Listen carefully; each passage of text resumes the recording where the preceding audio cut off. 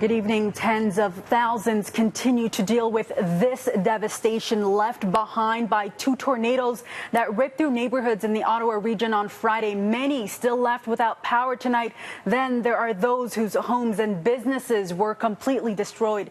As cleanup efforts are well underway, Premier Doug Ford was in the nation's capital today visiting some of the affected areas. It is. It's devastating. It's absolutely heart-wrenching. It's heart-wrenching when you see people's lives are uplifted like this, but this is a strong community, talking to all the community. It's neighbors helping neighbors, communities helping communities. The Premier meeting people in the neighborhood of Dunrobin today, the hardest hit area where the tornado brought down dozens of homes, trees, and power lines. Ford met with displaced residents at a local high school along with Ottawa Mayor Jim Watson and local councillors before surveying the damage in the area. He thanked hydro crews who have been working around the clock to restore power and praised first responders and volunteers. We're here to reassure everyone in the region that's been affected that will spare no expense. We'll do whatever it takes to make sure we get people back on their feet.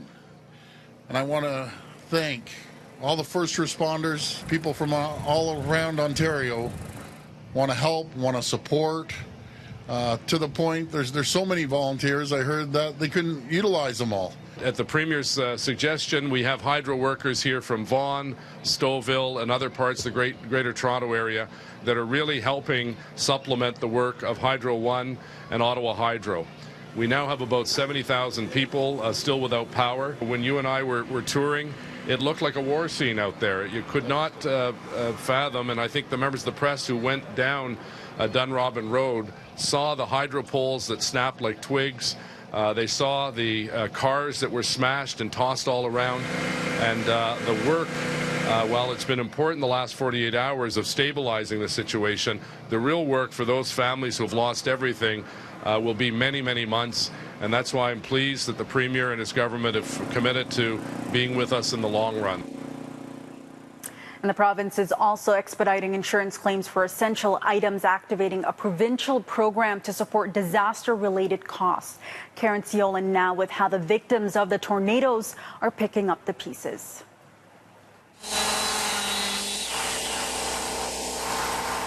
Damaged or completely destroyed homes, toppled trees, streets littered with debris, and the personal belongings of those that have nothing left. These are the horrible and heartbreaking scenes that continue to emerge from parts of Ontario and Quebec in the wake of two tornadoes on Friday, spawned by a violent storm. Today, the massive cleanup continues as large swaths of the Ottawa-Gatineau region pick up the pieces. For many people, they will have to rebuild their homes, others their entire lives.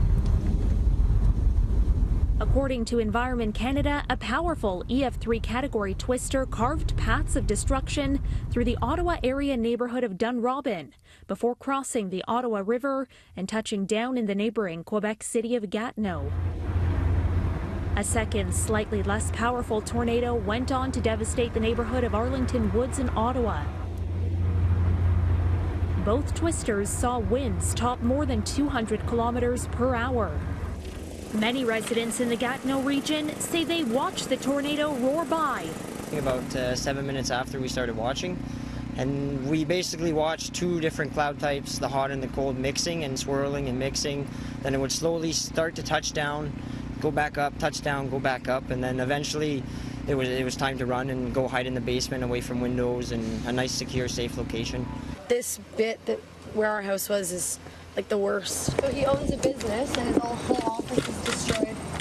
Many people in Dunrobin got to return to their homes this afternoon. This couple is one of dozens of people who are seeing the extent of damage for the first time since the tornado struck. He's got a firefighter coin that's pretty important to him that we've lost. There's a laptop that's missing. My birth certificate I know is somewhere in there. I mean, everything else is just material items.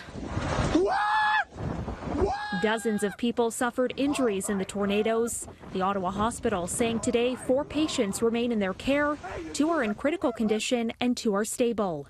The storm's bite continues to be felt today, with thousands of customers still without power.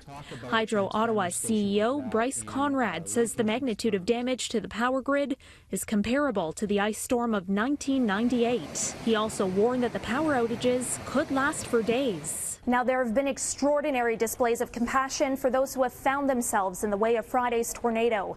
This Ottawa resident tweeting out a photo of pancakes, saying she's been cooking up hot meals all day, offering storm victims a place to come eat, shower, or simply charge their devices. This Ottawa resident tweeting out a photo of a pot of chili, also opening up her home for those who need a place to eat.